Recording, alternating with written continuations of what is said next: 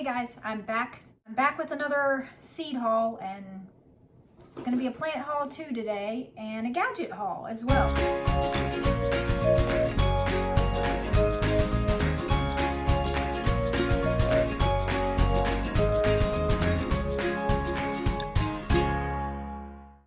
Getting into, we'll do the plants first. So I bought a gooseberry plant. This is the first gooseberry that I've ever had. I think it's sort of like a blueberry bush or a raspberry bush. They kind of grow like that. Now, I already planted this up. I've had it for a few weeks. And I put it in this pot right here. And I gotta say, I don't know if it's dead or still. It doesn't seem like it's doing anything. I might have to go back and get another one because I was really excited about this because look how pretty it is. It's the Hinomaki red type. Hinomaki red type. It says that this type tastes similar to strawberries, apples, and grapes, which I love all those things. Depending on the growing conditions, some can be really sweet and some can be tangy. So I'm hoping that this variety is sweet. And it says on here that it can take 4 to 6 weeks for this to break dormancy. So, I mean, I have had it for quite a while and it's not doing anything. I think you can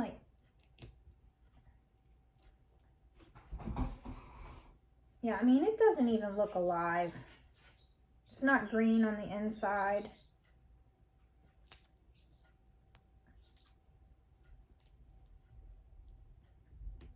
Yeah, I think this one's a dud. I think this one's a dud, so I'm probably gonna go back and get another one, but I will, hopefully they still have some because I really want to plant the gooseberry plant. I need to go back and do that. Another dud was this one. I got two. One from Tractor Supply and a different variety from Lowe's. So the variety I got from Lowe's, so I got the kiwi, like they're kiwi vines, but not like a regular fuzzy kiwi where you have to peel the skin. These are the size of grapes, so you can just pop them in your mouth, but they taste like kiwi. So what I'm thinking I'm gonna do with these is, when we built our chicken coop, we moved our swing set that we had, and I'm going to put lattice on the sides of the swing set. And I'm going to grow these up the lattice, I think on either side of the swing set, which will provide shade as well as something yummy to snack on. So the two varieties I got the hearty kiwi prolific. So I guess the name hearty kiwi means that it's the vining type, and then prolific. So that's this one here. And it was just this little, when I took it out of here, it was just this little stick. And you can see it's going to town. It looks like it's almost ready to grab a hold of something. But they like the heat. So I'm waiting till it's at least 50 degrees at nighttime before I put that in the ground. Yeah, it actually says wait 4 to 6 weeks till after your last frost to plant them. The other one I got was the Isaiah? I don't think I'm pronouncing that right either. And I planted this one up just the same. And I actually got this variety first. This one's from Tractor Supply. And it started to flower. You see this little leaf right here? It fell off of it. It was green at one point, and then it died. So I don't know what happened, if this one's a dud too, but might have to, because I want one on either side. And these are both no pollinator needed, I believe. Well, the one that's a dud says no pollinator needed, and I looked up the prolific type, and it also it was conflicting. Some said it needed some websites said it needed a pollinator, some websites said it self-pollinated. So I don't know. Some of those types, because there's several different types of those type of vining kiwi plants, and some of them need a pollinator, so you have to have a male and a female plant so that they'll actually give you fruit. And the last plant item I got, well, I guess I should tell you, and I don't know if you've already seen this video or if it's coming up, I bought a plum tree. I'll put a picture up of the type I got. I can't remember the name.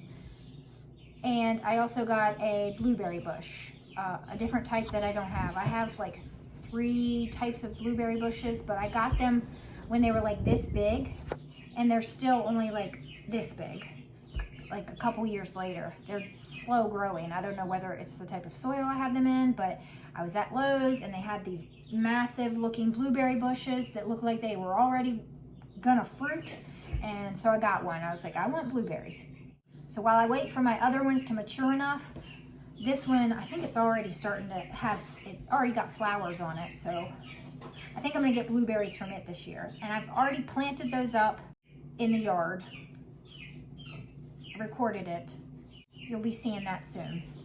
The last thing I got at Lowe's, well, my husband picked this out. He saw it and he was just like, oh, this plant's really neat. And I had bought this pot at TJ Maxx. Let me show you I thought this pot was really pretty. And so I was looking for something to put into this pot.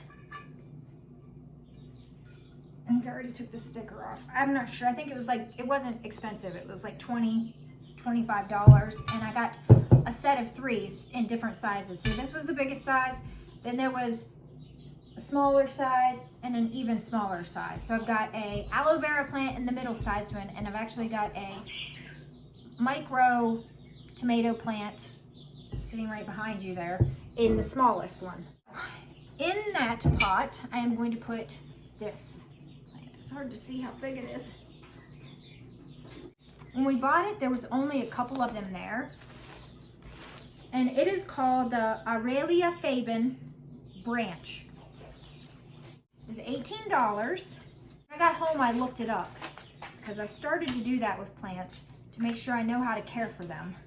It is a miniature tree and it is tropical. It likes bright, indirect light, and it's a slow grower. So it's a good house tree, I guess.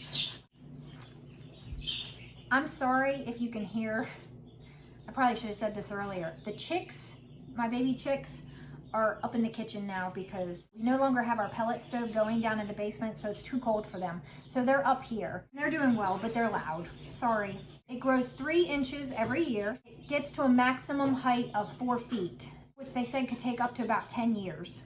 And another thing that it said was that it was notoriously hard to find, which I thought was kind of interesting. That, of course, my husband picks the oddest, the more hard to find variety, which I thought, well, that's pretty neat. I'm glad that he decided this was the one that he liked. When I was looking it up, the website that I was on actually talked about how you could propagate it. So I might try to do that. I've tried to propagate other things. I've tried to propagate a rhododendron. I have this huge rhododendron outside the kitchen window right here. And I've tried twice to propagate it unsuccessfully, so I don't know. But if you fail, try again. So I'm going to see if I can maybe propagate this. So I'm going to pot this. Okay, so are some, I guess, call them gadgets or tools. I have a pest issue when I try to grow cabbages and cauliflower and things like that, so I thought that I would get a row cover. So I got this blanket plant cover. It says an organic solution to keep pests and insects off plants. 10 foot by 30 foot. Experiment I want to try is to see if I can get my tomatoes out a little bit sooner into the ground and see if I can get them to grow a little bit and get a head start with some gadgets. And I thought I'd try these out. It's called Cozy Coats. Cozy Coats. And it says they're reusable water-filled teepees.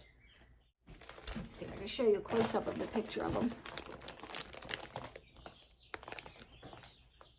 Do you see them there? So you fill up the tops of them with water, And the water helps insulate and keep them warm. I also got this, sort of the same thing, but these you kind of make yourself. I guess you wrap this around. So you put your cage around the tomato, because it doesn't come with the cage. And then you use this plastic. You just have to cut it to size because it comes with 28 inches by 20 feet. So you get 20 feet of this. And you wrap it around, and it says that it allows air circulation and heat retention. And the red film helps the tomatoes ripen. And it says that this plastic has UV stabilizers so that the plastic will last a little longer for you. Last gadget I got was this one here. It says green screen. It is a plant protector and mini greenhouse. This says it helps extend your growing season and protects your plants, and it collapses down for convenient storage, which is cool. One of my neighbors has something. Ooh, it just got really windy outside. Golly. One of my neighbors has like 6 or 7 of something that looks like this, and he always has his tomatoes out like 3 weeks before I put mine out. I've got some experimenting to do. I'm gonna give those a try and see if any of those work, if there's any benefit to it. I also think I'm gonna throw in there one of these like big, you know, you get those like snack mixes or those big plastic containers of pretzels. You could, you know, pop some holes into the tops of those, like take the lid and then put it upside down over your tomato and kind of create a mini greenhouse that way too. So I think I'm going to throw one of those in there. So there's 4 different types of mini greenhouses that I'm going to try and see how they work. I got a few more things. Someone made a comment and said that these were, I guess, even better markers to use for your garden than the garden marker. Sharpie Pro. And it says they're industrial. So I didn't even know they had something like this. Let's look at the tip here. Oh, it's got a nice small tip. I like that. So in comparison with the garden marker, that's what the tips look like. This box, I mean, I got them on Amazon, and it comes with 12. Let's see, how much was this? The Sharpies, I think, were only like $11 or $12. And then the garden marker that I got from M.I. Gardener, I think it was like $3.50. Definitely get more bang for your buck with the industrial Sharpie Pro markers. Should be good to go to label a lot of stuff now. I'm trying my hand at growing sweet potatoes this year for the first time. I'm also quadrupling the amount of potatoes. Tried to grow potatoes for the first time last year, and I was pretty successful. Wasn't great, but I ended up with more potatoes than I started with, so I call that a success. And it's experience. Every little bit helps with gardening. But as I'm learning, tubers, which is the sweet potato and the potato, they need lots of phosphorus. So I saw this and I thought, well, this would be a good amendment. They have something called superphosphate, and then they had this, triple superphosphate. So it is actually 0 nitrogen, 45 phosphorus, and 0 potassium. So NPK, nitrogen, phosphorus, potassium. And it's got a lot of phosphorus. This is a slow release, so I'm going to mix this into the garden beds when I plant up my potatoes and my sweet potatoes. I wonder, I don't know. I'll have to look and see what else this might be good for. I'm wondering if like onions or other kind of root vegetables, carrots, we'll see. Last thing I'm going to talk about is this liquid plant food. I guess this might not be the last thing I talk about. One more thing I'll show you. This is Fox Farm Grow Big liquid plant food, and this is 644.